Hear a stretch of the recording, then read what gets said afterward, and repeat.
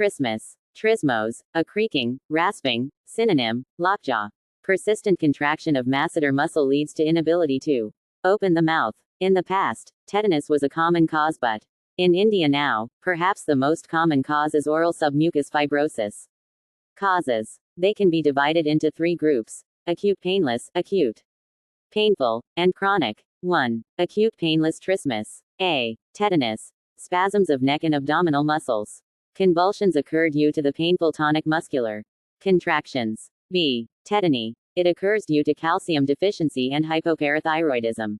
It is characterized by muscle twitches, cramps and carpopedal spasm, severe laryngospasm, and seizures. C. Strychnine poisoning. It stimulates all parts of the central nervous system. The muscles are relaxed in between the convulsions. Acute painful trismus. A. Paratonsillar abscess. Trismus occurs due to the spasm of pterygoid muscles, drooling of saliva due to odynophagia, fever, congestion and fullness in paratonsillar region will confirm the diagnosis.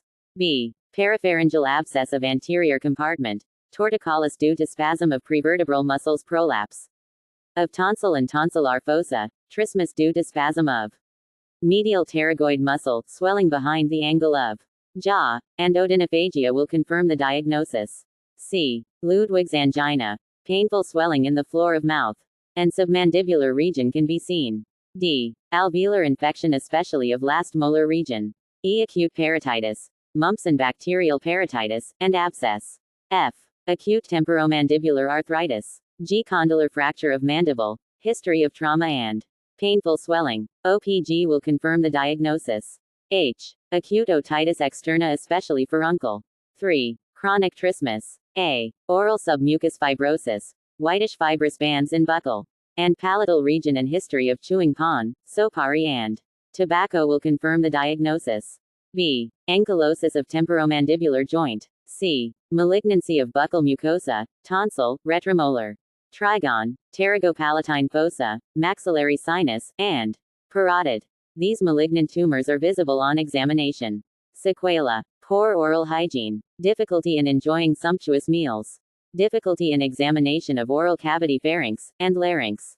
Endotracheal intubation. In cases of emergency and anesthesia, endotracheal intubation becomes troublesome, and patient may need tracheostomy. 1.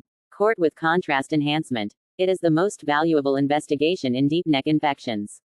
2. Paratonsillar abscess, quinsy. There occurs collection of pus in the paratonsillar space, which lies medial to superior constrictor muscle of pharynx. Trismus is due to spasm of medial pterygoid muscle. 3. Parapharyngeal abscess. The parapharyngeal abscess collects medial to medial pterygoid muscle.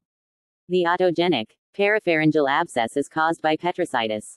In other instances, it occurs due to caries, extraction of molar tooth.